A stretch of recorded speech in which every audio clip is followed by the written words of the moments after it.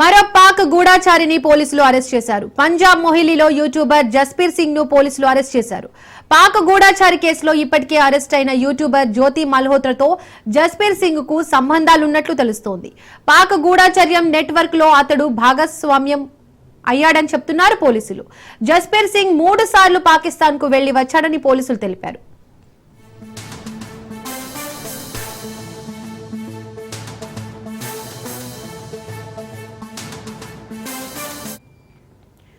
మరో పాక్ గూఢాచారిని పోలీసులు అరెస్ట్ చేశారు. పంజాబ్ మొహిలీలో యూట్యూబర్ జస్బీర్ సింగ్ ను పోలీసులు అరెస్ట్ చేశారు. పాక్ గూఢాచారి కేసులో ఇప్పటికే అరెస్ట్ అయిన యూట్యూబర్ జ్యోతి మల్హోత్రాతో జస్బీర్ సింగ్ కు సంబంధాలున్నట్లు తెలుస్తోంది. పాక్ గూఢాచర్యం నెట్వర్క్ లో ఇతడు భాగస్వామ్యం అన్నారు పోలీసులు.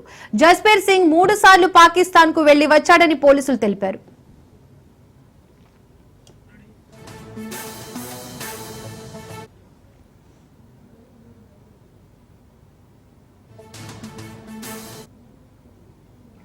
ఇక ఇదే అంశానికి సంబంధించి మరింత సమాచారాన్ని మా ప్రతినిధి మహేందర్ రెడ్డి లైవ్ ద్వారా అందిస్తారు. మహేందర్,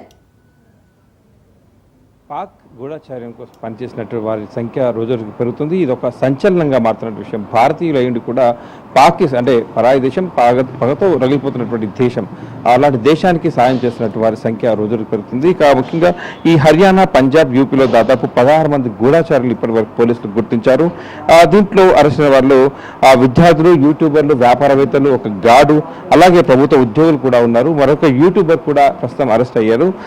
తన పేరు ఏదైతే పాక్ ఐఎస్ఐతో సంబంధం ఉన్నటువంటి ఈ జస్బీర్ సింగ్ ఏదైతే ఉన్నాడో పంజాబ్ పోలీసులు అయితే అరెస్ట్ చేశారు. పంజాబ్ నుంచి తాను పాకిస్తాన్ కు 3 సార్లు వెళ్లారు.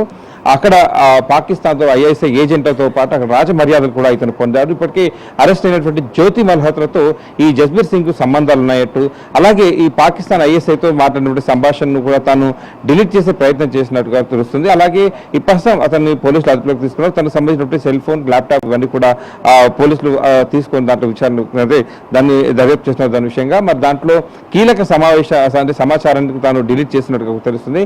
ఇప్పటికే తన ల్యాప్టాప్ లో అలాగే ఫోన్ లో ఆ పాక్ ఐఎస్ఐ ఏజెంట్తో మాట్లాడినటువంటి అనేక సంభాషణలు కూడా ఉన్నట్టు తెలుస్తుంది. గత పహల్గాం ఘటనకు ముందు కూడా ఇతను పాకిస్తాన్ ఐఎస్ఐ ఏజెంట్తో పాల్గొన్నాడు. అలాగే పాకిస్తాన్ పహల్గాం ఘటనకు ఒక కారణం కూడా ఇతను అయ్యాడు అన్నట్టుగా కూడా పాకిస్తాన్ పంజాబ్ పోలీసులు కూడా చెప్పిన పరిస్థితి కనిపిస్తుంది.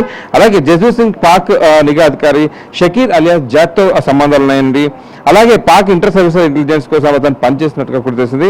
ఢిల్లీలోని పాకిస్తాన్ హైకమిషన్ అధికారి, మాజీ అధికారి డానిష్ తో కూడా ఈ జస్బీర్ సింగ్ కు సంబంధాలు ఉన్నాయని కూడా పంజాబ్ పోలీసులు అయితే చెప్పిన పరిస్థితి కనిపిస్తుంది.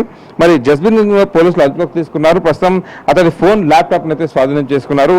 ఆ ఫోరెన్సిక్ అయితే పంపారు. దాంట్లో కీలక అంశాలు కూడా అంటే కీలక సమాచారం కూడా రాబడుతున్నారు. తాను డిలీట్ చేసినా కూడా దాన్ని రికవర్ చేసిన పరిస్థితి కనిపిస్తుంది.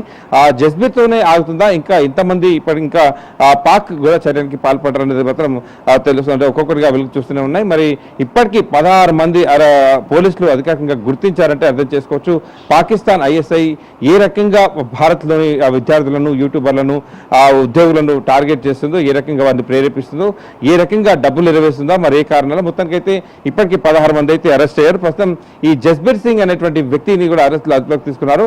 ఇతనితో ఇంకా ఎంతమంది సంబంధాలు ఉన్నాయి, దీంట్లో ఈ గూఢచర్యానికి పాల్పడారనే దానిపైన కూడా ఇంకా ఎంక్వైరీ జరుగుతుంది. Thank you Mahender.